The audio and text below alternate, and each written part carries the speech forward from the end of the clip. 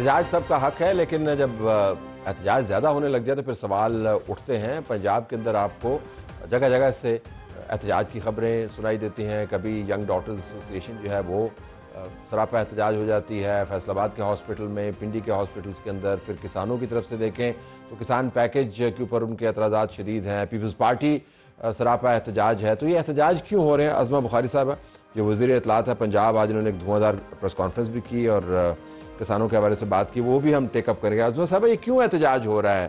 آپ تو اتنے اچھے کام کر رہی ہیں، کم از کم جو آپ نے اشتہارات کی کیمپین چلائی اس کے مطابق، تو لوگ اعتراض کیوں کر رہے ہیں؟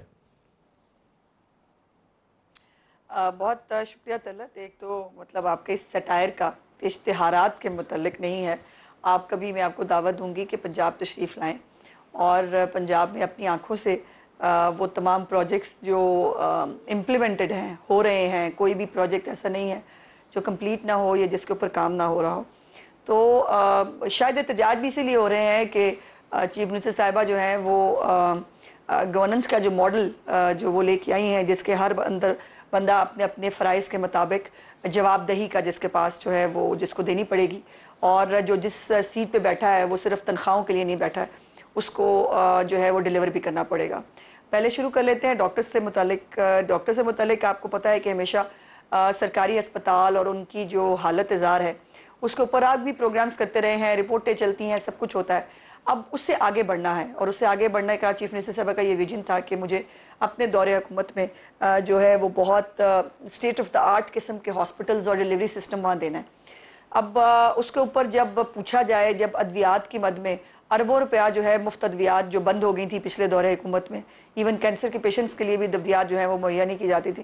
ایک تو ادویات گھروں تک جو ہے وہ 4 بڑی بیماریاں جو ہیں، کینسر ہے، ہارٹ ہے، ہیپاٹائٹس ہے اور جو ہے وہ ٹی بی ہے، اس سے متعلق جو ہے وہ ادویات کو گھروں تک پہنچایا جا رہا تھا۔ ہسپتالوں کے اندر جب ادویات جو ہیں وہ فراہم کرنے کی ایک پیسے بھی موجود ہیں، سٹاک میں بھی ہوں، نیچے جب چیف منسٹر جا کر چیک کریں تو تالے لگے ہوئے ہوں، لیکن مریض جو ہیں ان کے ہاتھوں میں پرچیاں ہوں، باقاعدہ میڈیکل سٹور کا اس پر نام لکھا ہو کہ وہاں سے جا کے ادویات لے کے آئیں اور ہم آپ کو یہاں پرووائڈ نہیں کریں گے، تو پھر ان کا ظاہرہ غصہ کرنا بنتا ہے۔ تو یہ کون لوگ ہیں؟ اگر آپ سوال نہیں پوچھیں گے، کون لوگ ہیں جو کروا رہے ہیں یہ پنجاب بھر میں؟ جی ہیں جی، جو انتظامیہ میں جو ہمارے کچھ ڈاکٹر صاحبان ہیں جن کی ذمہ داری تھی اس سب کو میک شور کرنا، وہ شاید ان کو ایفیشنسی کی عادت نہیں ہے یا ان کو وہ بہت ریلیکس رہتے تھے کہ مل جائے نہیں ملتی تو کیا فرق پڑتا ہے۔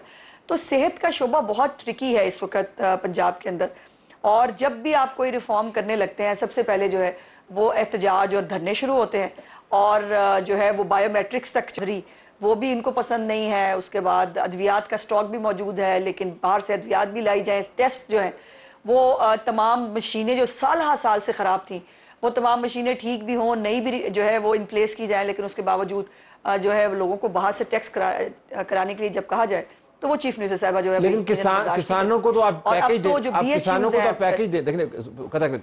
پیکیج دے رہی ہیں، چلیں ان سے تو آپ کام کروا رہی ہیں، اور آپ کا ماننا یہ ہے کہ کام کرنے کے عادی نہیں ہے، 2 نمبریاں کرتے ہیں، اور اب یہ مافیاز جو ہیں نیٹ ورک جو کام کر رہا ہے۔ کسانوں کو تو آپ نے اپنی طرف سے بڑا پیار محبت سے پیکیج دیا، تو انہوں نے تو اس کو پھر بہت بڑا اعتراض کیا ہے، تو اٹھا کے کھڑکی سے باہر پھینک دیا ہے۔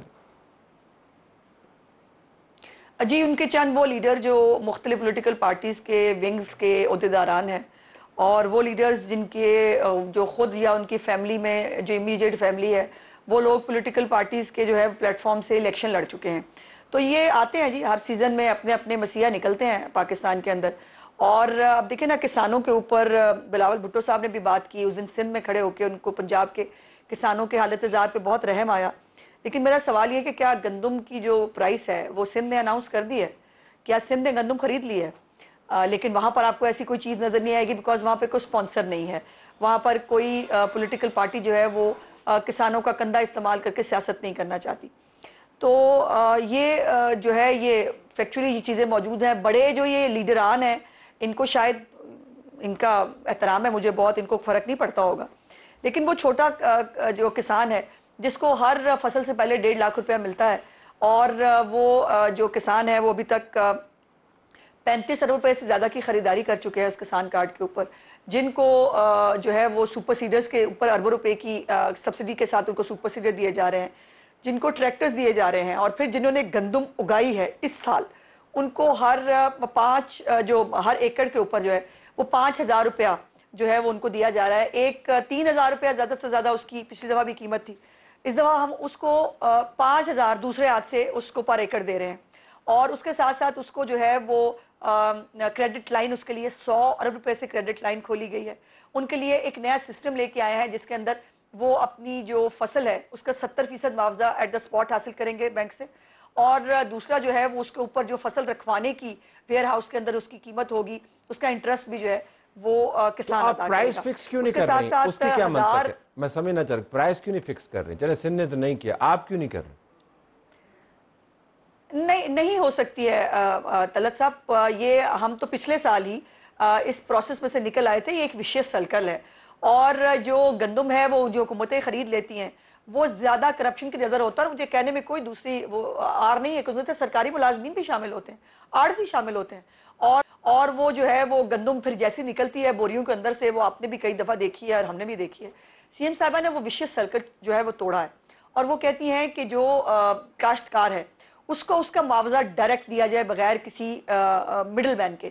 اور اس کو یہ پورے تمام جگہوں پر، ہم نے تو خیر پچھلے سال اس کو کر دیا تھا، تمام صوبے شاید اس کو اس سال سے امپلیمنٹ بھی کرنے جا رہے ہیں. تو یہ لیکن یہ ہے کہ اس کو ہم نے خالی جیسے باقی صوبوں نے کچھ نہیں کیا، وہ نہیں بھی لے رہے، امدادی قیمت بھی نہیں دے رہے، لیکن وہ اور بھی کچھ نہیں کر رہے. اب 1,000 جو ٹریکٹر ہے جنہوں نے زیادہ گندم اگائی ہے ان کو دیا جا رہا ہے. اب ہر ضلع کے اندر جو ہے جو سب سے زیادہ گندم اگا رہا ہے اس کو جو ہے وہ 85 ہارس پاور کا، 75 ہارس پاور کا سیکنڈ نمبر والے کو، تھرڈ والے کو 60 ہارس پاور کا، اور ساتھ نقد انعام بھی دے رہے ہیں. 10 لاکھ جس نے سب سے زیادہ اگائی ہے، اس کے بعد 8 لاکھ جس نے دوسرے نمبر پر جو ہے وہ گندم کاشت کی تھی، اور تیسرے نمبر پر جس نے کاشت کی ہے اس کو 5 لاکھ روپیہ. تو یہ سب وہی ہے نا. یہ اگر آپ نے ایک ہاتھ سے ان سے گندم خریدی نہیں ہے، دوسرے ہاتھ سے ان کو دے بھی تو رہے. یہ فرمائیے گا کہ یہ اتنے آپ جو اچھے کام کر رہے ہیں کسانوں کے بارے میں، تو آپ اس کے حق میں مظاہرے کیوں نہیں ہو رہے؟ دیکھیے جو حق میں ہوتے ہیں وہ مظاہرے ہوتے نہیں ہیں. میں نے پہلے بھی گزارش کی ہے آپ سے طلعت صاحب، یہ سارے جو مظاہرے ہوتے ہیں نا، یہ کسی نہ کسی پولیٹیکل موٹیو پہ ہوتے ہیں، اور اس کے پیچھے کوئی نہ کوئی سپانسر ہوتا ہے. سو جو حق میں ہے، ابھی گزارش یہ ہے کہ بڑے اعلانات بھی ہوئے. آپ کو یاد ہے کہ جو پولیٹیکل پارٹیاں جو ہے جو کسانوں کے اوپر آج جو ہے وہ بات کر رہی ہیں، پچھلے دور حکومت میں 2 کسان جو ہیں ان کو منہ پہ گولیاں مار کے مارا گیا تھا یہی لاہور کے ٹھوکر نیاز بیگ کے چوک کے اوپر. اور جو کسان ہے وہ اپنے گھر پہ وہ یہ تمام فیسلٹیز انجوائے کر رہا ہے اور وہ اپنے گھر پہ خوش ہیں. یہ جو چند جن کو سیاست کرنی ہے ان کا پرابلم ہے، عام کاشتکار کا پرابلم نہیں ہے. تو کسانوں کا، گندم کا، امدادی قیمت کا کوئی بحران نہیں ہے پنجاب میں، بالکل یہ سب آپ نے ایڈریس کر لیا ہے.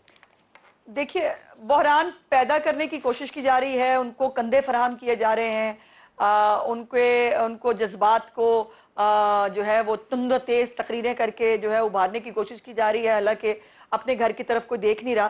لیکن میں نے گزارش کی ہے کہ میں نے اور چیلنج بھی کیا ہے کہ اگر جو ہے وہ 3,000 امدادی قیمت نہیں ہے تو پر ایکڑ 5,000 کاشتکار کو دے رہے ہیں.